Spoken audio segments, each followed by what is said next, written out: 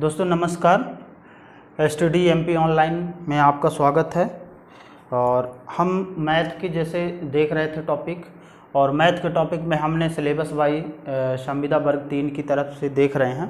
और जो topic Y हम संविदा के मैथ को थ्योरिकल वाली चीज़ें देख रहे हैं, अब देखेंगे आज जो टॉपिक है विभाजिता का नियम। ठीक है ना। जिस तरह आप देख रहे हैं तो विभाजिता के नियम में होता है कि कोई भी संख्या कितने से विभाजित हो रही है ना। जैसे हमारी कोई संख्या लिखी हुई है, जैसे 5, 6, 00 लिखा हुआ है, तो ये कितने से विभाजित हो रही है आप उसको देख करके बता दें तो वो किस तरह से विभाजित हो पाएगी। जैसे मान लीजिए इसको विभाजित हमको करना था, हम इससे पहले भाग लगाएंगे, भाग लगाने के बाद इसको हम विभाजिता के नियम के द्वारा जैसे 2 से काटेंगे, है ना।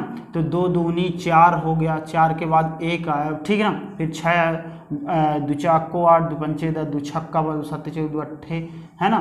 16 कर दिए, फिर कट गया, फिर 0 आ गया, तो फिर 0 आ गया, ठीक है ना। तो 0 0 तो 0 हो जाएंगे।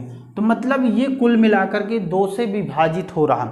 इसी प्रकार हमको कैसे संख्याओं को देख करके हम पता कर लें कि किस तरह से कुछ नियम हैं, उन नियमों के आधार पे हम संख्याओं को देख लेते हैं।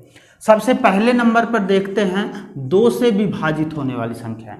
2 से विभाजित होने वाली संख्याओं में बात यह है कि जिनमें जैसे कोई संख्या लिखी हुई है और कोई संख्या है 5, 6, 00 लिखा हुआ है, तो इसके लास्ट में, ठीक है ना, जिनके लास्ट में 2, 4, ठीक है ना, 6 या 0, ठीक है ना, जिनके लास्ट में 2, 4, 6, 0 लिखे हुए हैं, वो ऐसी संख्याएं होंगी जो हमेशा 2 से विभाजित होंगी। जैसे दूसरी संख्या है 7942, ठीक है ना, तो इसके लास्ट में 2 है, तो मतलब ये पूरी का पूरी संख्याएं 2 से विभाजित होने वाली। अगली संख्या है जैसे 1, 3, है ना, 1, 2, 3, 4, तो इसके लास्ट में 4 है, तो 4 से विभाजित होने वाली संख्याएं ये कहलाएंगे।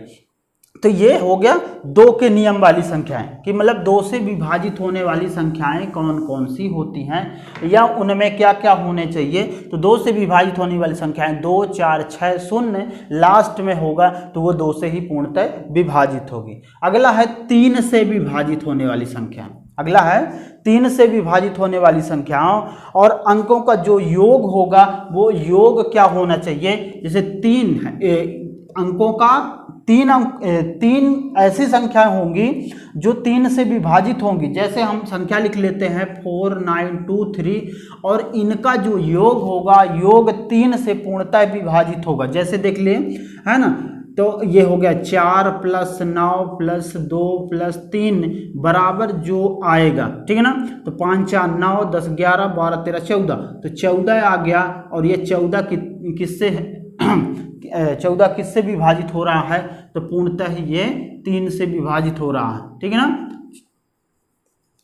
तो जो 14 है, ये 14 पूर्णतः 3 से विभाजित करेंगे तो इस तरह से हो गया 9 है ना, 10 11 12 13 14 15 16 17 18, ठीक है ना, सॉरी 18 आएगा। और 18 को हम 3 से विभाजित करते हैं तो 3 का 3 3 6, 3 का 9, 3 चौक 12, 3 5 15, 3 छक्का 18।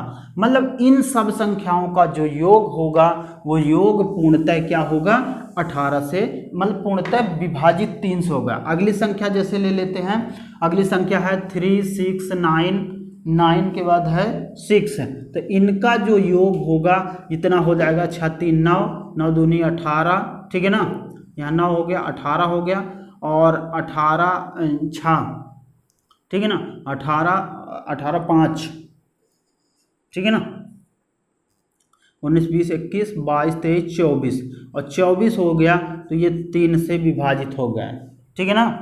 3 से ये पूर्णतः विभाजित कहलाएगा, ठीक है ना।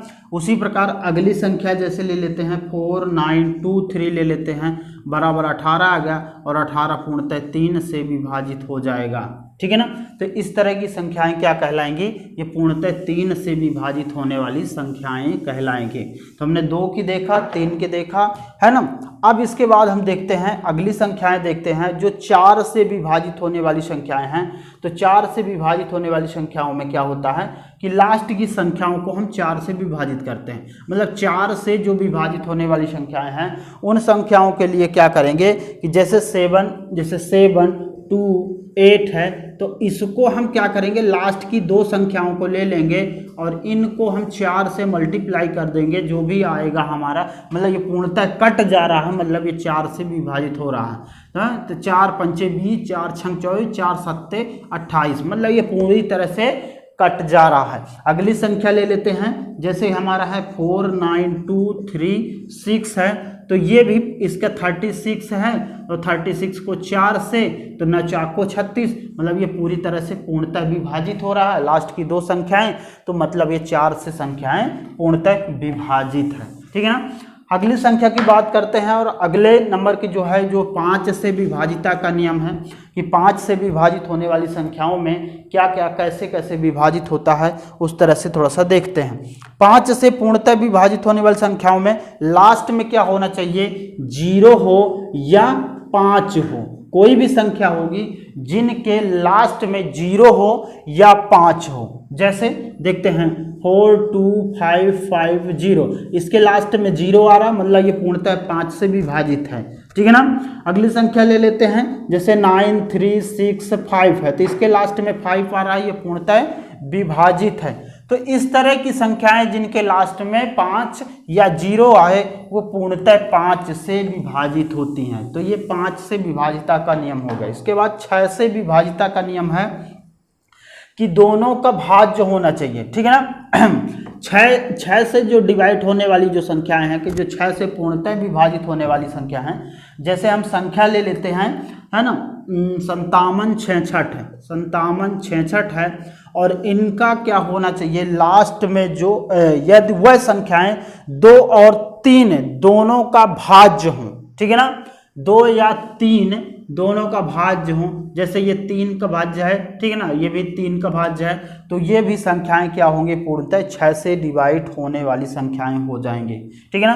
तो ये 6 से डिवाइड होने वाली संख्याओं की फॉर्मूला है। इसके बाद 8 से विभाजित होने वाली, ठीक है ना, 6 के बाद है सीधे 8 से विभाजित होने वाली संख्याओं का जो फार्मूला है, कि जो 8 से संख्याएं विभाजित हो रही हैं वो कौन कौन से हैं, इनके इकाई और दहाई और सैकड़े से बनी संख्या 8 से भाज्य होती है, ठीक है ना।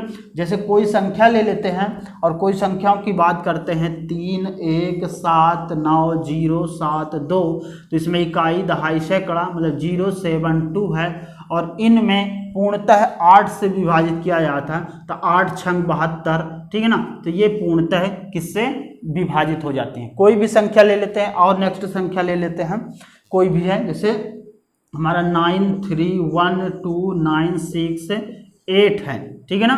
तो ये पूर्णतः भी जैसे इकाई दहाई सैकड़ा, तो यहाँ 968 है, और 968 को 8 से डिवाइड करेंगे तो एक कम, ठीक है ना, एक बचा, 2 से कट गया, ठीक है ना, 1 हो गया, 2 हो गया, ठीक है ना, और 1 हो गया। ये पूर्णतः 8 से डिवाइड हो रहा है, ये पूर्णतः हमारा क्या कहलाएगा, 8 से डिवाइड होने वाली संख्या है। इसके बाद है हमारे 9 से विभाजित होने वाले अंकों का योग है, तो इनमें कोई संख्या 9 से भाज्य होगी यदि अंकों का योग क्या हो, 9 से भाज्य होगा, ठीक है ना।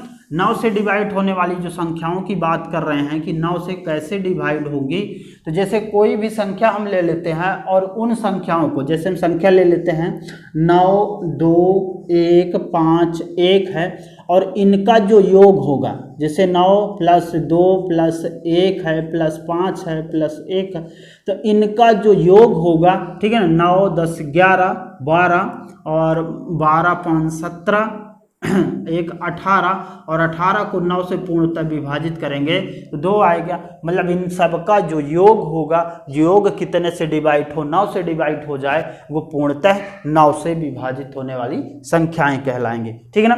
इसके बाद 10 से विभाजित होने वाली संख्याओं का मुख्यतः क्या है कि 10 से जो विभाजित होने वाली संख्याएं हैं, जैसे 9 2 1 5 1 है, लास्ट में 0 है, तो मतलब जिनके लास्ट में 0 होगा, जिनके लास्ट में 0 होगा वो संख्याएं पूर्णतः क्या कहलाएंगी, वो 10 से डिवाइड होने वाली संख्याएं होंगी, ठीक है ना।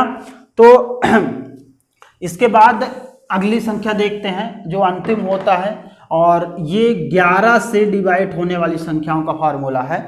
यदि कोई संख्या 11 से भाज्य होगी, ठीक है ना, यदि कोई संख्या 11 से भाज्य होगी, संख्या लिख लेते हैं 1749 है, और ये पूर्णतः 11 से विभाजित होगी, उस सम स्थानों पर आने वाले अंकों का योग जो होगा विषम आने वाली संख्याओं का योग में 0 या 11 से भाज्य हो। इन संख्याओं में कोई भी संख्या 0, ठीक है, या 11 से पूर्णतः ये विभाजित करेंगे और ये पूर्णतः 11 से विभाजित हो जाती है, इनका योग जो हो जाता है तो वो पूर्णतः 11 से डिवाइड होने वाली संख्याएं हैं। तो ये था दोस्तों विभाजिता का नियम। इसको देखिएगा, लाइक करिएगा, शेयर करिएगा। Thank you.